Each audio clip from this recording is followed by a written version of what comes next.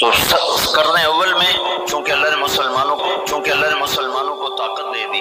تو بہت سے لوگ کہتے ہیں اسلام تلوار سے پھیلا، حالانکہ اسلام دعوت سے پھیلا ہے ہر دور میں، دعوت سے اور اخلاق داعی، دو چیزیں ہیں جنہوں نے اسلام کو پھیلایا ہے، ایک دعوت دینے والوں کے اخلاق اور ایک ایمان کی دعوت۔ لیکن ایک نمونہ 7ویں صدی میں اللہ تعالیٰ نے خالصتاً دعوت کے ذریعے سے دنیا کی سب سے بڑی سیاسی طاقت کو زیر کیا، یہ اللہ نے دکھایا تاکہ آنے والی نسلوں میں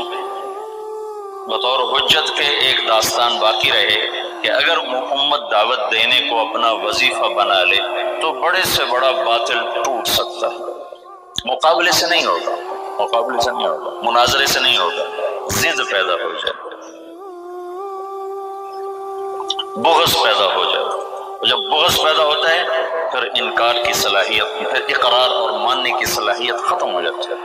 اور ہمیشہ مناظروں سے اور جواب در جواب سے اور رد الجواب سے بغض کی کیفیت پیدا ہوتی ہے اور نفرت کی کیفیت پیدا ہوتی ہے۔ تم ہارنا سیکھو، ہارنا، یعنی آپ جیت گئے میں ہار گیا تو تمہیں کوئی ہرا نہیں سکتا۔ مولانا جمشید صاحب ہمیں فرمایا کرتے تھے جو ہارا سو جیتا، جو ہارا سو جیتا۔ اسی سلطنت کو زوال آ گیا 232 ہجری میں، 100 سال بڑی طاقتور، تو چنگیز خان اٹھا ہے 610 میں، اور اس نے تباہی کا ایک ایسا ریلا اس کے ساتھ تھا، ہر چیز کو خس و خاشاک کی طرح بہا کر لے گی۔ 664 میں وہ مرا ہے، اس وقت اس کی عمر 73 برس تھی، 73 سال 4 مہینے، اس نے کو 25 برس حکومت کی، اور اس نے چنگیزی سلطنت کو ناقابل تسخیر بنا دیا۔ یہ دنیا کا واحد جرنیل ہے، رات بھی بتایا تھا، جس نے شخصی طور پر تنہا سب سے زیادہ فتوحات کی، اور اس کا کوئی علم عطائی تھا جنگوں کے بارے میں، ملک گیری کے بارے میں، جہاں گیری کے بارے میں، اس کا علم عجب تھا، اس کی برق رفتاری، اس کی ذہن کی تیزی کمال درجے کی تھی، قبائل کو ایسے اس نے جوڑ دیا تھا، سب ایک جھنڈے تلے مختلف قبائل جمع ہو گئے کہ شکل جنگ میں ہرانے کی کوئی شکل نہیں۔ تو اسلام کی شکل یوں تھا کہ اب بجھا، لیکن اللہ نے دین کو باقی رکھنا ہے تو انسانوں کو بھی باقی رکھنا ہے جو مسلمان کہلائیں۔ جب عقدائی مرا ہے تو اس کا بیٹا تھا قیوق، وہ حکمران بنا، وہ بہت رحم دل تھا، اس نے جنگیں روک دی اور مسلمانوں کو اپنی سلطنت میں شامل کیا، ان کے بارے میں نرم گوشہ پیدا ہوا۔ اب نامعلوم تاریخ کے گمنام سپاہی ہیں جو اتنے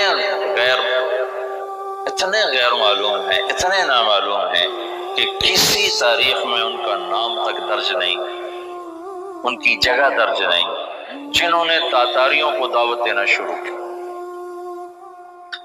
خونخوار قوم ہے، اور تاتاری غریب مسلمانوں کی دعوت سے اسلام قبول کرنا شروع ہو گیا۔ یہ تاریخ کا حیرت ناک واقعہ ہے، غیر مسلم مورخین بھی اور مسلم مورخین بھی جب یہاں پہنچتے ہیں تو وہ حیران ہوتے ہیں کہ کیسے ایک فاتح قوم نے مفتوح قوم کا مذہب کیسے قبول کر لیا۔ ہندوستان میں کوئی عیسائی نہیں تھا، آج کروڑوں ہیں، کہاں سے آئے؟ انگریزوں نے دعوت۔ اندلس سے سارے مسلمان مٹ گئے، سب عیسائی ہو گئے، کیسے؟ طاقت عیسائیوں کے ہاتھ میں۔ تو یہ ایک عجب واقعہ ہو رہا ہے کہ طاقت جن کے ہاتھ میں ہے وہ اسلام کے سب سے بڑے دشمن ہیں، اور اسلام اور مسلمان ان کے لیے سب سے مبغوض چیز ہے، اور پھر وہ انہی کا کلمہ پڑھتے جا رہے ہیں۔ یہ 7ویں صدی میں ہو چکا ہے۔ آج کا چنگیز کسی اور شکل میں ہے، کسی اور نام کے ساتھ ہے، آج کا ہلاکو کسی اور شکل میں ہے، کسی اور نام کے ساتھ ہے، لیکن آج بھی وہی ہوگا جو 7ویں صدی میں ہو چکا ہے۔ ہم ان کو سیاسی میدان میں، جنگی میدان میں شکست نہیں دے سکتے۔ کہ وہ سائنس ٹیکنالوجی میں وہاں پہنچ چکے ہیں جہاں ہم اور جنم لے کر بھی نہیں پہنچ سکتے، لیکن ایک راستہ ہمارے پاس پڑا ہے، ہم ان کو دعوت دیں۔ میرا ماننا ہے اس وقت فرانس میں اوسط 5 سے 6 گورے روزانہ مسلمان ہو رہے ہیں، اوسطاً 5 سے 6 گورے روزانہ مسلمان، اور فرانس یورپ میں سب سے زیادہ اسلام قبول کرنے والا ملک بن چکا ہے۔